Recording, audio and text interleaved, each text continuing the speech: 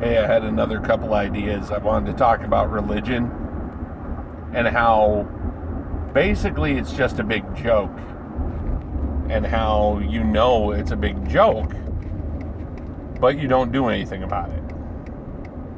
Because the alternative is work,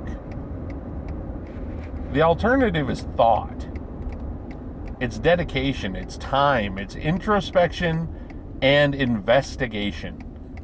And here comes religion. It's the DoorDash of thought.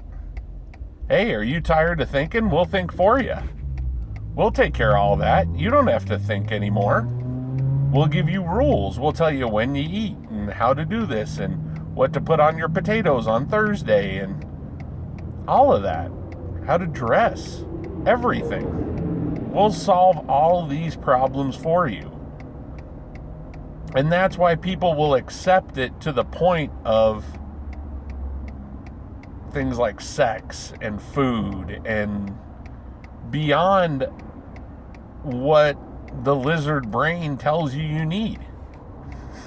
Because it's easy. It's so much easier than the alternative. The alternative is work. It's real work, and it's scary work. Because the answer might not be great. The answer might be horrible. I mean, if you really look out there and it's like, well, I have zero evidence of anything beyond what my senses can provide. And, that's where these guys were coming from, is that they could only live in the here and now. And they didn't even have cameras. They didn't have any way to record this kind of thought process. At best, it was just passing down oral history.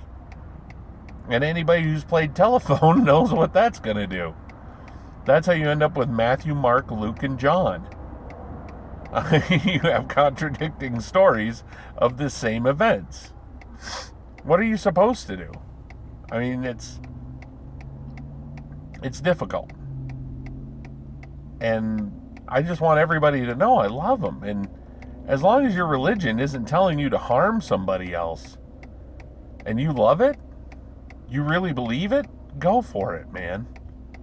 Go for it. As long as what you're doing doesn't hurt you, doesn't hurt anybody else, go ahead. Go nuts. I mean, even that Scientology shit. If it's not hurting you, not hurting anybody else, fucking hell, enjoy it. Because, I mean, honestly, the alternative is looking out there and realizing that even with science and things that can interpolate nature beyond your senses, the answer is you're going to die. You're going to die. And that's it. You're going to be dead eventually. And there's a hell of a good chance that nobody's ever going to remember you. And that, eventually your kids will forget what you look like. They'll forget the things you said. Because now they've got fucking somebody in their ear and in their eye all goddamn day.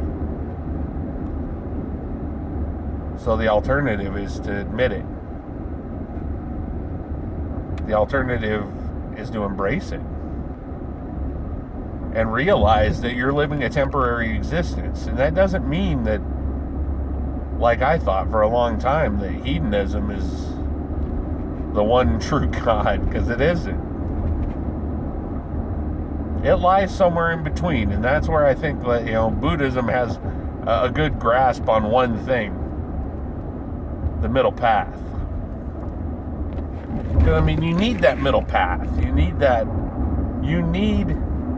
have indulgence and restraint. You can't live without either of those. I mean, you need to have some restraint. You can't just go around and, fuck every cantaloupe that you ever see. I mean, that's insane. But then again, you can't, hold yourself up and just, not to defame or anything like that, or because that's absolutely not what I'm doing. But you can't just sit there under a tree waiting for a seed to fall in your lap. I mean, you've got to take some action in your life. You've got to risk for any kind of reward, any kind of meaningful reward, anyway. So, good talk.